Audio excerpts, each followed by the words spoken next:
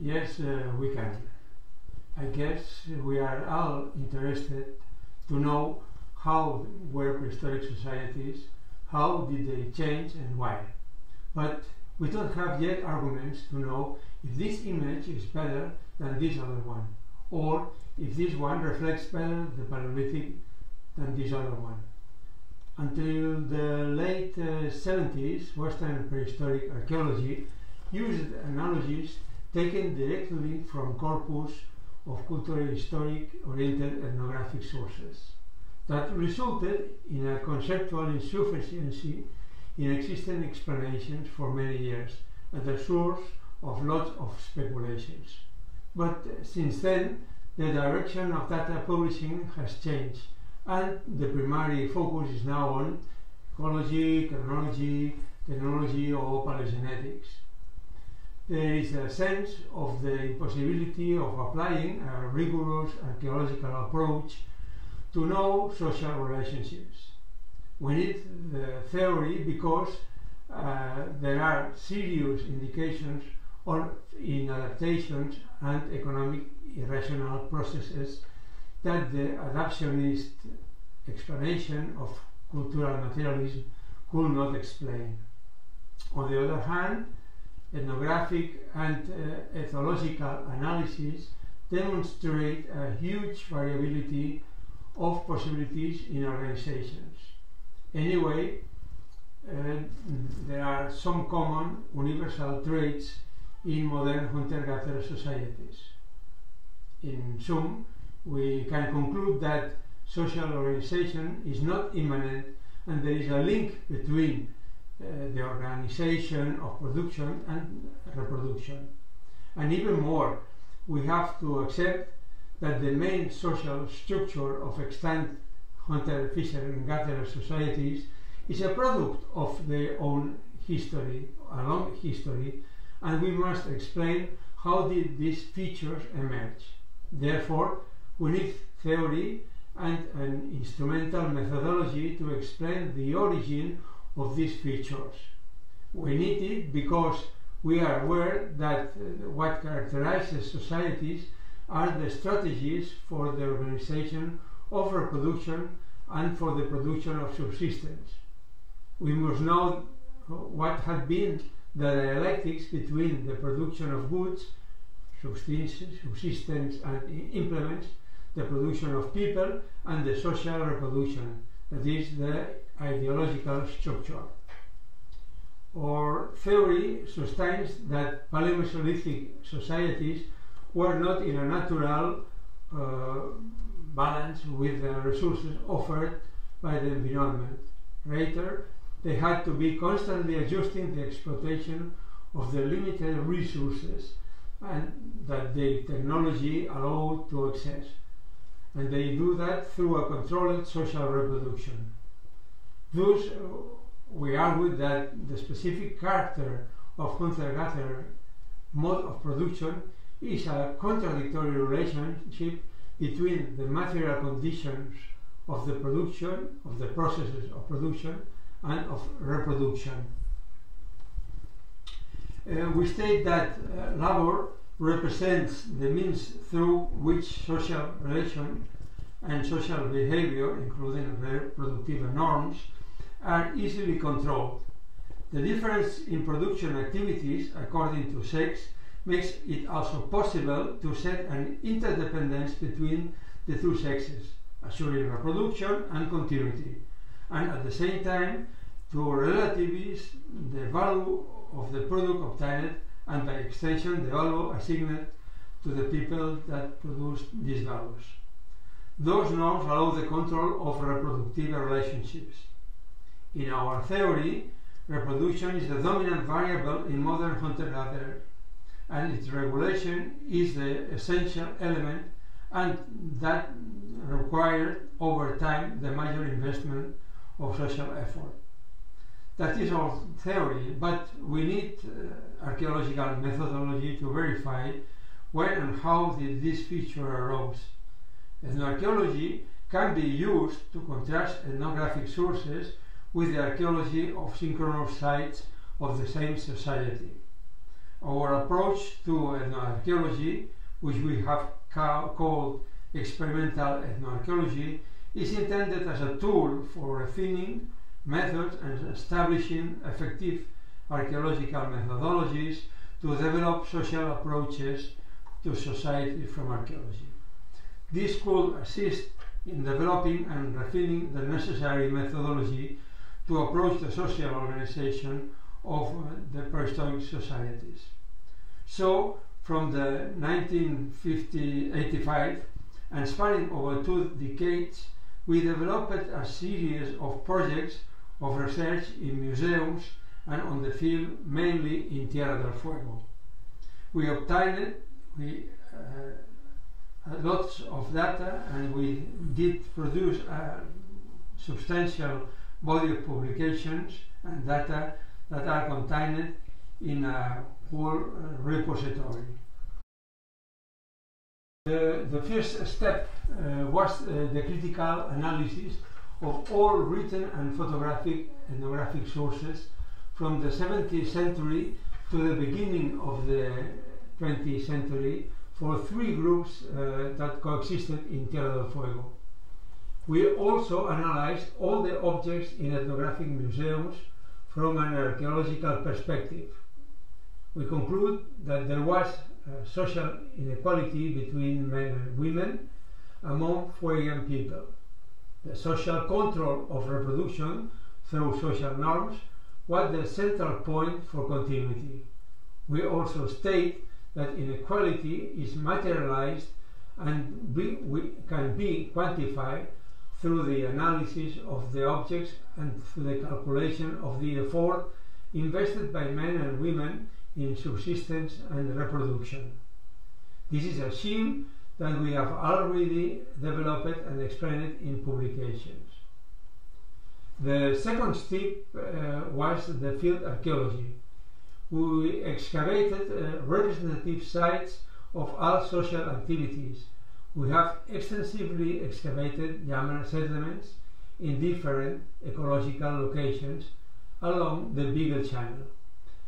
We have also excavated a Cernam site in the inland on the north of the island.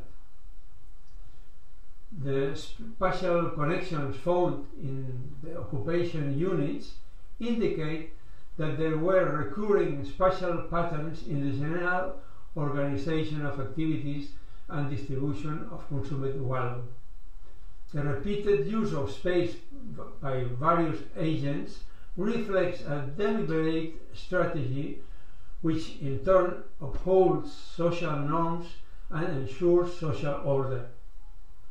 We have also excavated and studied ceremonial places of Yamana people documented by ethnographic descriptions and pictures. We also did excavate a ritual site of the Cernam group in the north of the island. We could conclude that the ceremonial character is reflected by the architectural size and location of the structure compared to the regular occupation, and also by a different treatment of the residues and a special consumption of vegetables elements that leave no other trace than phytoliths, charcoals, and a particular chemical signal in the sediment.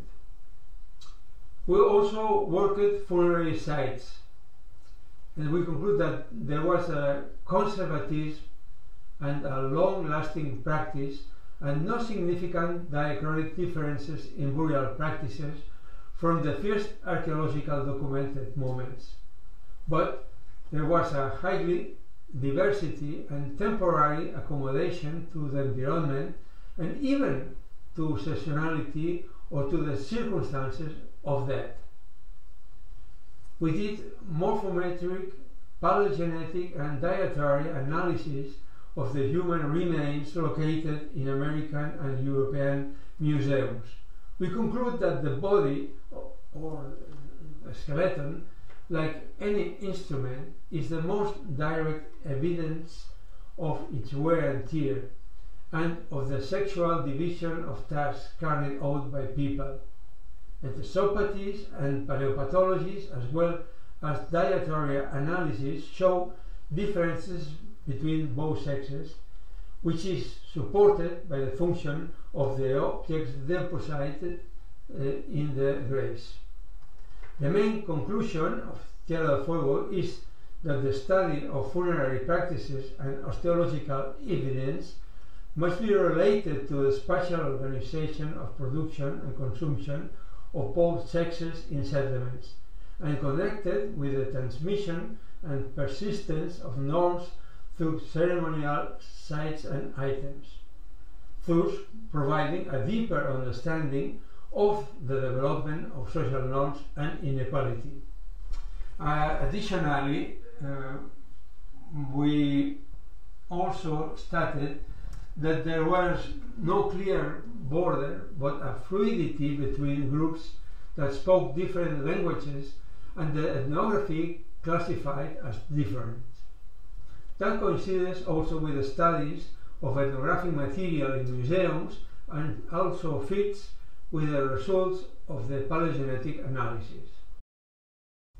Given the good results in Tierra del Fuego in 2008, we decided to analyze and contrast the development of coastal societies in the northwest coast of America with that of Tierra del Fuego. They are considered examples of the opposite extremes of hunter-gatherer social organizations. Both are based on strategies of exploitation of littoral resources.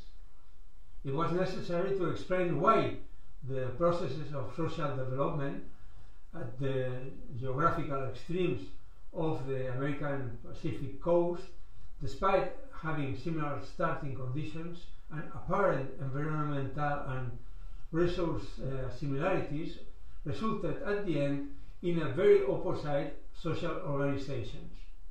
We conclude that after a similar percourse and some correspondences between environmental crises and changes in the same direction on both extremes, the explanation of the final divergence lies probably in that in Tierra del Fuego, people, on a moment of crisis by overexploitations, did manage the reproduction and maintained the equilibrium of the system more effectively than in the northwest coast. Thus, historical trajectories in both zones were the result of a different management of reproduction through two divergent historical processes, rather than a mechanical result of different environmental impositions or alternative resource management. These projects are underway and fieldwork continues. They focus in the inner sea of Last Hope Zone, inhabited by Kawashkar people, on specific task sites like canoe yards and meeting places of people of different groups. We have published some papers since then. New research also are continuing in the northwest coast to compare and evaluate the role of watercraft in the social and organizational strategies of seafaring communities in the northwest coast of North America and the Fuego Patagonia coast of South America. The last thing we have done to reinforce the conclusions about the impact of social norms that affect the reproduction is another experimental approach that was now at hand, the use of artificial intelligence. The ultimate goal of this project was to see which social norms are crucial in regulating reproduction. We replicate the structure of the social norms relating to the reproductive behavior of 5 particular ethnographic societies.